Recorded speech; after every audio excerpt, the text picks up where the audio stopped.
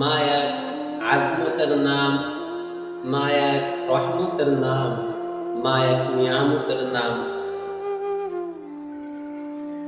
আজকে মসজিদে আমার মুসল্লিদের মধ্যে যার মা নেই বাবা নেই, সেই বুঝে মা বাবার না থাকার কতটা কষ্ট, কতটা যন্ত্রণা। আমি যখন কোনো জানাজায় কোনো মা বাবার জানাজায় অংশগ্রহণ করি, তখন আমাকে যখন বলে হুজুর আপনি কিছু কথা বলেন, হুজুর আপনি একটু জানাজার নামাজটা পড়ান, তখন আমার বুকটা থরবর করে, বুকটা কাঁপতে থাকে। আমি মুখ দিয়ে কথা বলতে পারি না, আমার মুখ দিয়ে কথা বের হতে চাই না।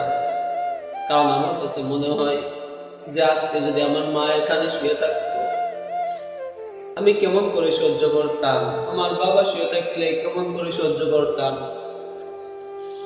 আল্লাহর কসম করে বলি, আমার সামনে যখন কেউ আমার মা বাবার মৃত্যুর কথা বলে, তখন আমি যখন ভাবি যে আমার মা বাবা হয়তো আমার সামনে থাকবেন, আমার মা বাবা মারা যাবে, তখন আমার গায়ের লোমগুলো খারিয়ে যায়, আমার চোখ দিয়ে টপ টপ করে পানি বেরো হয়। এখন যখন বাসায় গেলে আমার মা বলে বাবারে আমি তো দুনিয়াতে থাকবো না, আমার বাবা যখন বলে আমি তো দুনিয়াতে থাকবো না, আমার জন্য একটু দোয়া করিস, তখন ওজোরের চোখ দিয়ে পানি চলে আসে। আমি আমার মাকে আমার বাবাকে বলি বাবা তুমি চুপ করো, মাকে বলি মা তুমি চুপ করো, এ কথা বইল না। আমার বুকটা ফেটে যায়, সহ্য করতে পারি। ও বাপ, একদিন তো আমিও চলে যাবো, আপনিও চলে যাবেন, কিন্তু ওই খবর আপনার মা বাবা চলে গেছে, খালি হাতে রওনা হয়ে গেছে। মা বাবার কবরখানা আজকে ভেঙে তার কোনো চিহ্নও নাই। আজকে সেই মা বাবার জায়গায় আপনি বসবাস করতেছেন, বড় বড় বিল্ডিং উঠাইতেছেন।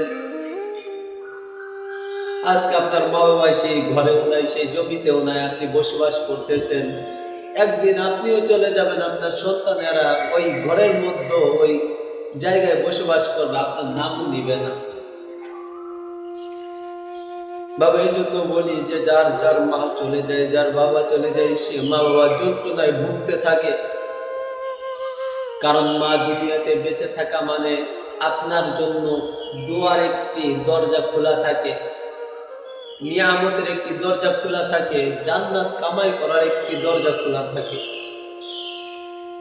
আর যার মা বাবা দুনিয়া থেকে চলে যায়, তার জান্নাতের দরজাটা বন্ধ হয়ে যায়।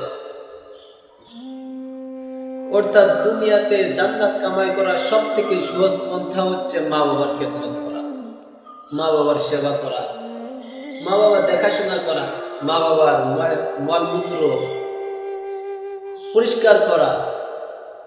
আর মা বাবা যদি একবার খুশি হয়, যদি আমার আল্লাহর কাছে যদি হাত তুলে দোয়া করে ফেলে, আমার আল্লাহ ওই হাত কখনো ফিরিয়ে দেয় না, আমার আল্লাহ ওই হাত ফিরিয়ে দেয় না, আমার আল্লাহ ওই হাত সাথে সাথে কবুল করে দেয়।